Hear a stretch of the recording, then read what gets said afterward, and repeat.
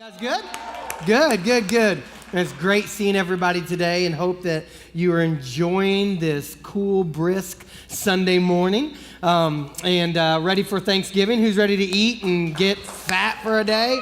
That's good. I know I always love this time of year and looking forward to it. If you're new with us, my name is Josh. I'm one of the pastors here and just really excited to dive in to this new theme that we've got going. We're starting a new theme today. It's called Believe, and we're really going to ask ourselves that question. We're going to kind of enter into a conversation about, is God worth believing in? And we're going to, spend several weeks on this all the way up to the new year. And I just want to encourage you, it's a conversation, all right? A conversation that we will kind of dive into, we'll spend time on. Make sure that you do everything you can to be here each week because it will build off one another. Each week will kind of add to the next. So if there's a weekend that you have to miss, make sure you catch back up by using the Rock app or going to the website and watching that way. Also with it, trying to have a conversation is throughout the next 5 weeks, really, you're going to see a phone number come up on the screen just randomly. This will probably, I might not mention the number a whole lot more after right now, but it's the concept that if you've got questions based off something I just said, or when you start thinking about this idea of, what does it mean to believe in God, you can text in that question. It's an anonymous thing. We won't know who sent it in. But what I'll do, what myself, Matt, other staff members will do, is we'll try to answer those questions throughout this series, meaning we might throw something up on a blog, we might throw something up on our website, or we'll bring it up the next weekend, or at the end of a message, kind of answer a couple of them. So if there's just thoughts that come up throughout this series, make sure you just text them into that question, or send a text to that number with your question, and we'll do our best throughout the series to answer it. All right? Now, you guys ready to go forward with this? Are you there with me? Good. I'm going to need you a little bit. Be honest, I spoke at Bucksport this week to an African-American group. I had a good time, and they talked back with me a lot, all right? So, church, I'm expecting that from you, okay? Thank you from this side of the room. But anyway, all right, so as we get started, let's just have some fun with this a little bit. Let's just think about this concept of believing and things we used to believe in, because we have some beliefs that are maybe a little bit different. We have some beliefs that maybe we don't believe like maybe we used to when we were kids. So I just kind of made a list of things that we might believe in or we might not. Like, for instance, some of you believe in global warming, and some of you believe global warming is a hoax, all right? There's, different camps on that. Here's one. Some of you believe in Bigfoot, in Yetis, and I don't mean you're cooler, I mean the monster, okay? Or in UFOs. Like, I've talked to people at our church that believe in UFOs. There's some of you here that believe in UFOs. There's some of you who don't, all right? Let's talk Horry County specific for a second. Some of you believe that Horry County has its own version of the English language, right? Like, I remember the first time somebody said, hey, I'll carry you to Walmart. I'm like, no, you won't. You know what I mean? Like, I'm like, where did carry somebody? I mean, you give somebody a ride, you take somebody, but how many of y'all still say the word like you carry somebody someplace? You're local, all right? You've been here a while. Anyway, here's some other things that you believe if you live in Horry County, that if you aren't packing, you aren't living. All right? I know there's some of you that believe that. You believe in big white trucks. I've never seen so many white trucks in my life. And I get it, like, I get pickup trucks, I get good trucks, but so many of them are white. It must be an Horry County thing you believe. Believe that palm trees are for Yankees, all right? Which I totally disagree with. One, I'm not a Yankee, I'm a Midwesterner. Secondly, I believe palm trees are the state trees, so they should be around us all. Here's something that we believe in Horry County, that barbecue is about the pig more than it's about the sauce, all right? And this is a big difference that I had to learn when I moved here. Because in the Midwest, when you say barbecue, all you're thinking about is the sauce. Here, it's about the pig and about, that thing. And here's another thing that kind of goes along with barbecue. In Horry County, we believe that chicken bog is, it's of the Lord. And that's probably the best way to say it. Then there's some conspiracy theorists out there that have different beliefs. Some people believe that the earth is flat. Like, I still have friends who literally believe that it's a big conspiracy theory that the earth really is flat. I think he's crazy, but I still love him. Other conspiracy theories, that we never landed on the moon, that JFK's assassination was fixed, and that Elvis is still alive. Now, he'd be old, but he's still alive. All right. Here's some other things that we believe. This is in the sports world, that wrestling is real, that the NBA is rigged, that the Patriots are cheaters. Are you counting rings or flipping me off? I can't tell. Oh, you're counting rings. Okay. I had to be careful there. I knew right where my Patriot guy was sitting. And I know there's several of you here, but still in the sports world. And that the true only college football game that really matters is coming up this Saturday. All right. There's some of you that we have those beliefs when it comes to sports. And then there's other things that we believe. These are probably things that we believed when we were younger. That we believed in the boogeyman, all right?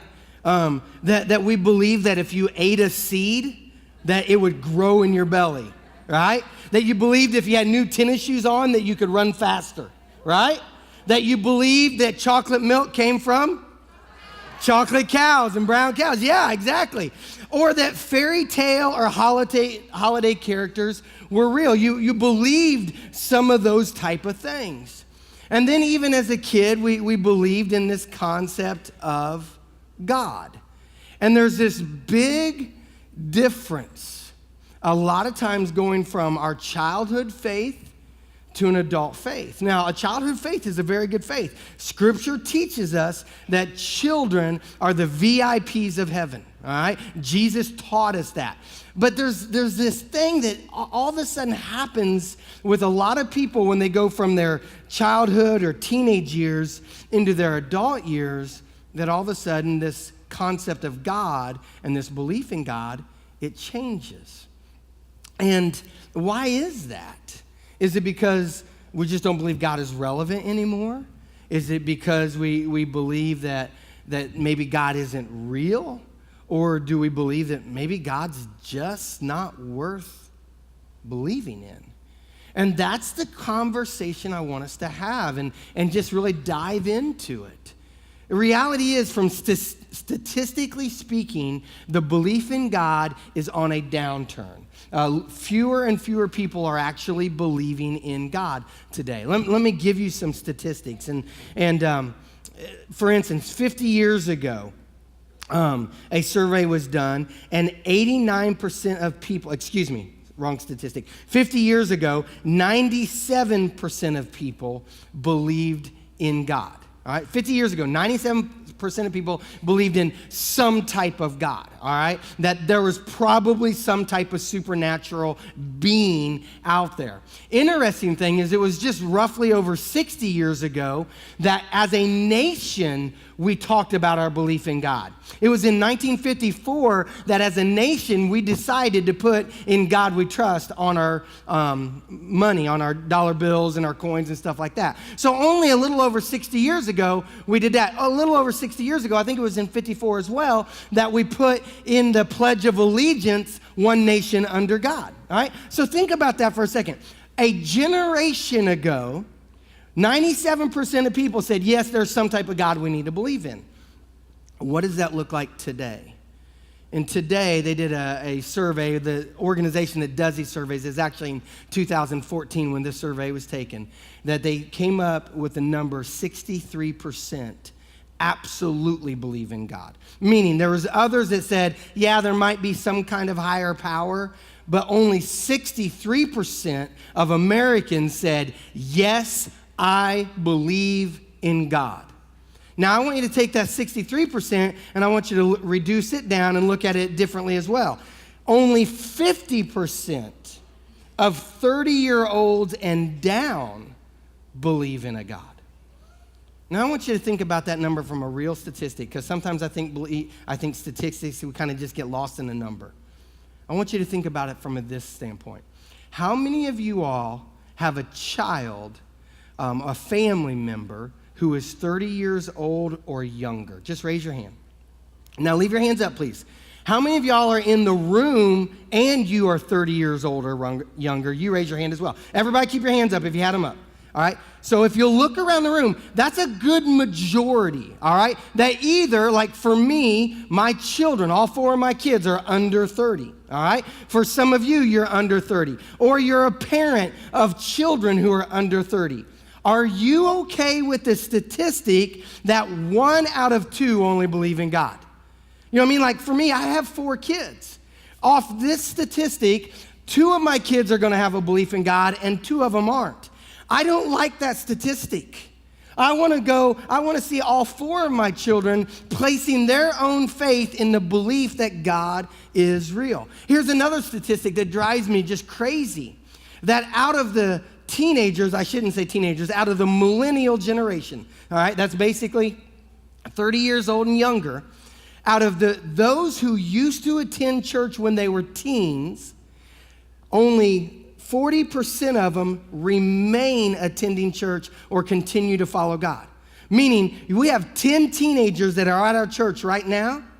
6 of them between the age of 18 and 30 are going to say, no thanks. That burdens my heart because I think, what happened? And here's the reality. Too many times, my generation, maybe those of you who are my age or older, we say, what's wrong with those kids? Here's the reality. It's our fault.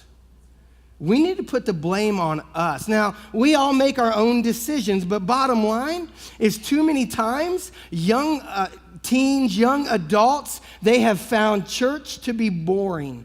And we have made the gospel boring. And we've made the gospel irrelevant. We've made the gospel where it says, well, it doesn't make sense in today's world. And a young adult might look at that and say, well, church is boring and God doesn't make sense in the world I live in, so therefore I must not need to believe in God. And that's a crying shame. Because here's the reality. Who hung out with Jesus? The people that hung out with Jesus were people who were nothing like Jesus. Think about it. Jesus, the Son of God, as he proclaimed, a moral person who never sinned, the people who hung out with him were nothing like him. Meaning, he was attractive. He was charismatic. People said, wow, I want to be with that guy because he's the life of the party. He's fun to be around. I learned stuff from him. Yet as a church, we've made church boring. We've made church irrelevant. We've made church where it doesn't connect a younger generation back to God. I had a teenager talk to me several weeks ago. And they had been at our church. It was the first time they were here. And they had tears in their eyes. I was like, what's going on? And they said, I never knew church could be like this. And that hurt because I was glad that she experienced something great here. But it saddened me that that's not what she was experiencing every week. So do you see what I'm getting at? Like, as a pastor, I have to say I'm sorry. If you're in that younger generation and you have found the church boring or you found the church irrelevant, I'm sorry. Because that's not the God we serve. We serve a God who is very practical into your life. And I'm not going to try to convince you in one message that this is why you should believe in God. I'm going to say, let's go on a conversation. And with that, I'd have to say this. I'm not going to be able to answer every question about God. We're not going to be able to totally figure out who he really is, every aspect about him. The book of Job, the oldest book in what we call the Bible, says it this way. It's Job chapter 11, verse 7. It says, can you solve the mysteries of God? Can you discover everything about the Almighty? And the answer is no. But he has revealed some things to us that I believe if we'll open our eyes and look at over the course of the next 5 weeks, we might see some things about him. And Jeremiah says it this way. In Jeremiah chapter 29, verse 13, he says, seek me with all of your heart and you will find me. So let's go on this little journey. Is God worth believing in? Now, I think if we're going to ask that question, we got to start at like a 30,000-foot view. And the 30,000-foot view I'd give you is what I'd call the evidences of God. When we think about the evidences of God, what I want to do is I want to grab what we call circumstantial evidence. All right, now guys, I'm a preacher. I'm not a lawyer. My brother's a lawyer. My brother-in-law's a lawyer. Several of my best friends are lawyers. I've asked them this question about what is circumstantial evidence. I read about it in a book called Cold Case Christianity. It's this idea of circumstantial evidence. And here's what circumstantial evidence is. You have like direct evidence, like an eyewitness account evidence that says, I saw this person do this crime at this point. But then there's also what you'd call circumstantial evidence, where circumstantial evidence is if you take one piece of evidence on its own, well, it won't necessarily make the case. But if you take enough pieces of circumstantial evidence and combine them together, they come up with a pretty strong argument for whatever the case is that you're trying to solve. Well, I want us to look at circumstantial evidence when we talk about, is there a God? I'm not talking about a Christian God right now. I'm not talking about Jesus right now. I'm not talking about a God by any certain name. I'm just saying, is there evidence of a God, like a supernatural type being? I think the first place we can look at, and there's a lot of places we could, but I'm going to bring up three. One of the places we could look at is what you call the cosmological evidences of God. All right, now this is going to get real scientific real quick. And again, I'm going to skim the surface, one, because that's all my brain can handle. Secondly, because it's all we have time for, okay? But skimming the surface, the cosmological evidence of God is this. Scientists throughout history have all come to the conclusion that this place that we call Earth, this cosmos that we have, the heavens, not the eternal resting place that Christians believe in. I just mean like the heavens, the universe, the galaxy. The scientists throughout time have all said, all of a sudden, it came into being. Like pretty much all scientists believe this, that there was nothing and then all of a sudden there was something, that it just happened. Now the question is, what caused it? The cosmological evidence of God would say, well, something caused this thing to happen. Now a naturalist is somebody who believes that all things happen through natural means and no supernatural power was used. So a naturalist would say this, that out of nothing came something. That all of a sudden, that there was nothing, and then there was something. And if you were to ask a naturalist, how did this happen? They'd say, I don't know, just something happened, that there was nothing that caused something to happen. And for me, that would be a tough thing to buy. I'd have to have a lot of faith to just say, well, there was nothing, and then all of a sudden there was something, all right? That argument doesn't work necessarily with me a lot. Now, there's a theistic argument that believes more from the idea that there was some kind of supernatural power. And the theistic argument for the cosmological evidences of God would be this, that there was something that created something out of nothing, okay? So we have nothing, but there was something that created something out of nothing. And it all comes along with this argument of a cause. For something to happen, there has to be a cause. Now, you could take that argument back and say, well, who caused this something? Well, that's the reason it would have to be a supernatural type power, because it would have to be outside of the confines of space and time and all that. That is a cosmological argument for the evidence of God. By itself, you'd say, well, great, Josh, but that doesn't make me believe in a God. Again, by itself, probably not. But take that and hold it next to this next piece of evidence, which we'd call the design evidence of God. And the design evidence of God would say, for something to be as complex and as perfect and as organized as it is, there must be a designer. All right? For instance, think about our church building for a second. What did it used to be? A dump. That's one thing it used to be. And it used to be a grocery store. It didn't go from a grocery store to a church just by accident. You know what I mean? It didn't go from having tile floors and a low ceiling to all of a sudden having chairs and a high ceiling with lights and screens. No, there had to be a design behind it to get us to this point, all right? So that's just a real quick. We could use other things, other arguments about design, but think of it this way. A naturalist would say that our world has come to the design that it is just naturally, like it just happened to start here and go from there to there, from there to there, from there to there, and next thing you know, we have what we have today, all right? That, again, would take some faith of going, well, that is weird that it all just worked out perfectly. Or you can have a different kind of faith that says, well, it seems like such an organized, perfect world must have had some kind of designer. And you might say, well, the world's really not perfect. When I say perfect, I mean stuff like this. We're the perfect distance from the sun.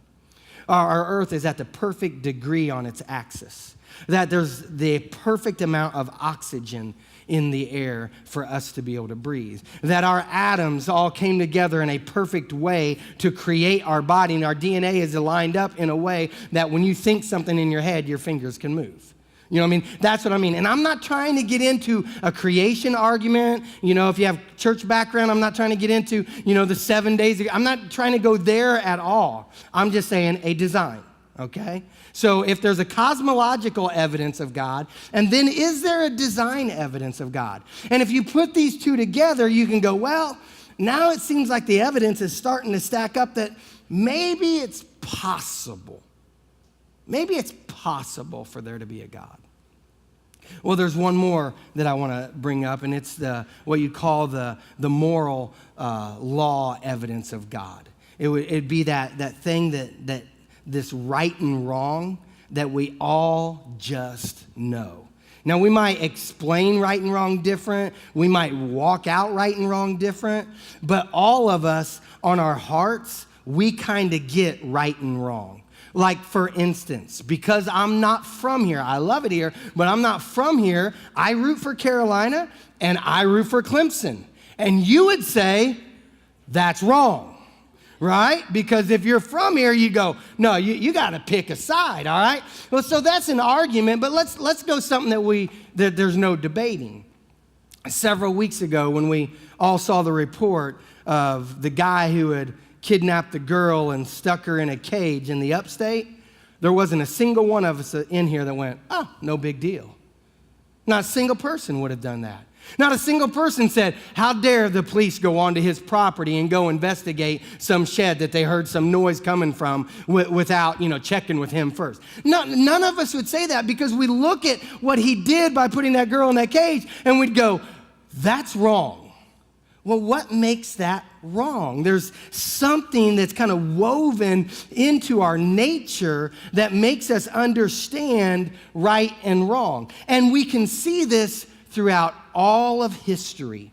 Every civilization has had that. And here's what that does. It makes you wonder, why is that on my heart? How did that get on my heart? Did someone put it on my heart? Because you can also look throughout every civilization throughout history, and people cried out to some type of God. And when I say people, I mean in general. I know there's those who don't, but in general, people throughout all of history, I'm talking ancient history, have cried out to some kind of God. Why? Because they noticed something on their heart, looking towards the right and the wrong, and something's missing. And what I believe is this: when you take that evidence and you stack it up against the evidence of design, and you stack it up with the evidence of the cosmos, I would say it's plausible that there is a God. That it's possible, that it even seems reasonable to believe that there could be some type of God out there. All right? Now, if you want to go further in that, like I said, you can read Cold Case Christianity. If you want to go further into that, read Mere Christianity. There's a lot of books that will take you further into those arguments. But again, for today, I just want to say, will you think in your mind, is it possible or plausible to say, well, there is a God? The question then is, though, if there is some type of God, what is he like? And throughout history, everybody has tried to come up with different ways to explain God. And we could go all throughout ancient history and we could list all these different kinds of gods that people named and people worshiped. And I'm going to take it all the way up to 2016. Rather than going back to the Greek gods and stuff like that, let's just talk about the gods that we kind of think about in 2016. When we go, well, if there is a God, this is maybe what he's like. I'd call this kind of our opinions of God. Like, for instance, some of us have an opinion that God, well, he's like Santa Claus, right?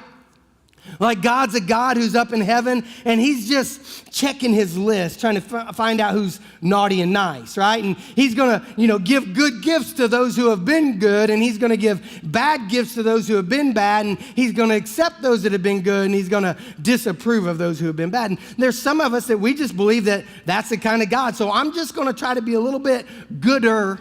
I know that's not a word. But I'm going to try to be a little gooder than the person next to me because maybe the Santa Claus type God, I'll get a nicer gift. But then others of us have an opinion of God that, well, no, he's more like the judge God. That he's just sitting behind some desk with his big robe on and he's got a big gavel in his hand and all he's wanting to do is strike it because all he's wanting to do is judge us.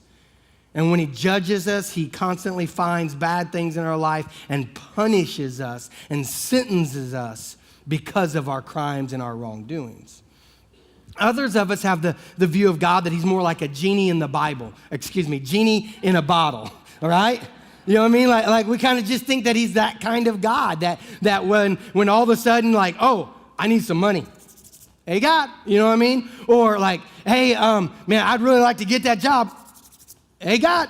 Or, man, I'd really like her to love me. No, I don't do love wishes.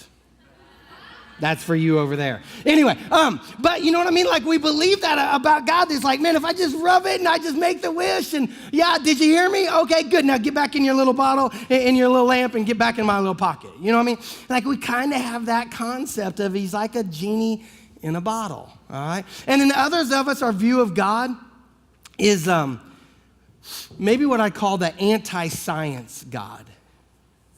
This one's a little bit harder to explain, so let me try to explain it. And here's what I mean. There's so many times that people, when they come to a faith in God, especially a faith in Jesus, that they think, well, because of Jesus, I'm not allowed to critically think. Because of Jesus, I'm not allowed to investigate modern science. Because of Jesus, I'm not allowed to think over here. And it's almost what I'd call a Sunday school-like type faith. And again, here's what I mean by that. Who went to Sunday school when they were younger? Okay, so a lot of you. You remember this? That when you were younger, you sat in Sunday school and your teacher would say, who loves you? Jesus, right? And who died for you? Jesus. What are you on for lunch? Jesus. You know what I mean? Like, it's just like, I just say Jesus or God for everything there is, all right? Not a bad idea, but here's the issue. That there's times that people think, well, if Jesus is my only answer, then I can't critically think over here. I've had to ignore some science. I've had to ignore some stuff. I've had to say, as soon as somebody starts bringing up anything that challenges my scientific thoughts on God or creation or anything like that. And again, I'm not even trying to tell you what to believe, but I'm just saying that you get to that point where you go, well, it's just the only answer that I can say is Jesus. Here's where that runs into problems if you haven't critically thought through it. That later in life, I see it all the time, as kids go off to college. You get to college and you start hearing about some other philosophies. You start hearing about other religions. You start hearing about other people's thoughts. And because you were never taught to critically think and work through it, you go, well, when I loved Jesus as a kid, I ignored all of that stuff. So therefore, if I'm going to start thinking about this stuff, I guess that means I must just ignore Jesus. You see the problem there? And that's the reason we need to, kind of get into our mindset of this. Well, how do I, again, this is if you put a faith in Jesus, how do I love Jesus, but also use my mind to discover the things that he wants me to discover? And that's the reason I say some of us have like an anti-science God that would just think I'm not even allowed to entertain those thoughts. there's another type of God, opinion of God that I think that we have sometimes. And it's this. It's the absent God. And the absent God a lot of times comes from people who at one point in their life had an emotional experience with God. And I know there's many of us in this room that have had that you've had an emotional connection with God. And then this is what happens a lot of times, that people will have this emotional connection with God, and then as they continue walking out their Christianity or walking out their faith, all of a sudden, some of those emotions are gone. And then they don't get that feeling during worship anymore. And they're like, well, is God gone? Is God absent? Well, because I don't feel God anymore, does that mean that maybe he really didn't even exist when I thought that he did?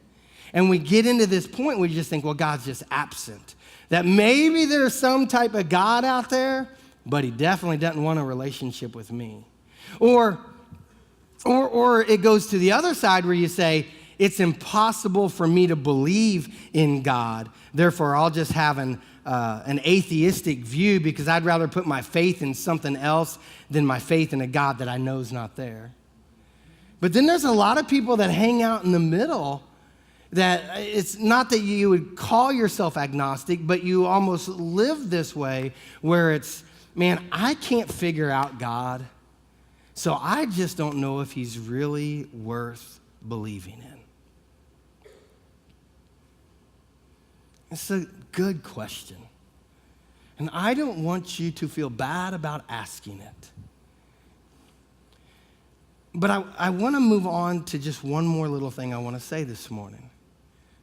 Because I've kind of said that 30,000-foot view of evidences of God, and then got into that 10,000-foot view of opinions of God, so that I can get into this, well, how do we find out if God is really there? And what I would say is, let's look at Jesus. And here's why, because I know immediately as soon as I say that, if you're here or maybe you're watching online, when I say that, you're like, well, yeah, there you go. You're just taking it back to this Jesus guy, all right? Let me explain why I'm taking it back to Jesus, okay? The first reason is he's a historical character, okay? Meaning this, he is a historical being. You can't disprove that Jesus walked on this earth. To do that, you would have to say, well, I also don't believe George Washington ever existed, or I don't believe that Napoleon ever existed, or I don't believe that King James ever. You'd have to do that because these are just all ancient history people, and Jesus is one of those guys. And I'm not saying that based upon the Bible. I'm saying that based solely on history. History books record and talk about Jesus. There's a history books that were written. There's a guy named Tacitus who wrote about the and about the early Christians. There's a guy named Josephus who wrote about Jesus. Now understand, Josephus was a Jew. He was not a Christ follower. He was actually a historian for the Romans. These are the exact words that, put in modern English anyway, that he said, all right? So Josephus, a historian who did not believe in Jesus, did not have faith in him, he said this.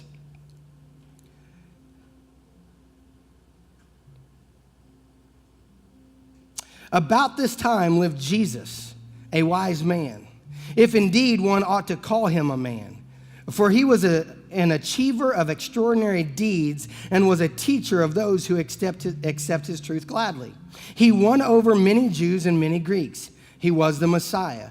When he was indicted by the principal men among us, and Pilate condemned him to be crucified. Those who come to love him originally did not cease to do so, for he appeared to them on the third day, restored to life, as the prophets of the deity had foretold these and countless other marvelous things about him.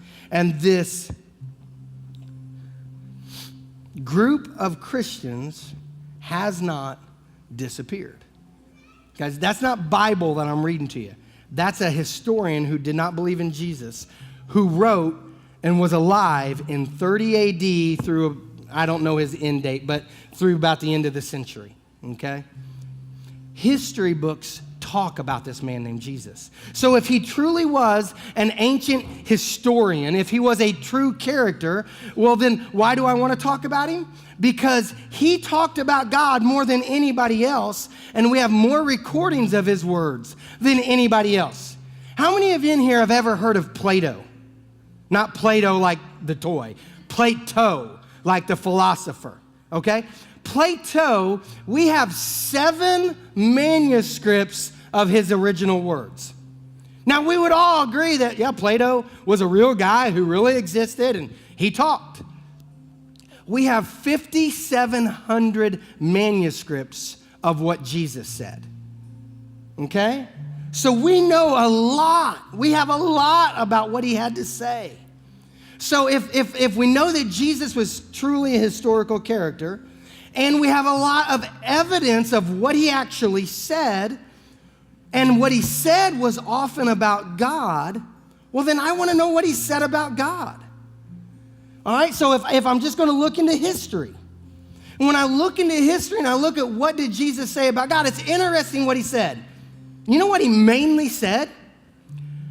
I am God, and you matter to me. Like if you look at his words, all his words, if you boil them down, he said, I am God and you matter to me. John, the 14th chapter. John was a guy who wrote about Jesus, wrote a biography of Jesus, captured his words, put them on paper. And in John, the 14th chapter, Jesus said this. He was looking at his followers who were all a little worried, who were a little anxious. Looked at his followers who were trying to figure out who God really was. And he said this in verse 1. He said, believe in God, believe also in me. Believe in God, but believe also in me. And then Philip, one of his followers, said, well, if Jesus were struggling with this, Philip said this, Lord, show us the Father, meaning show us God, and we will be satisfied.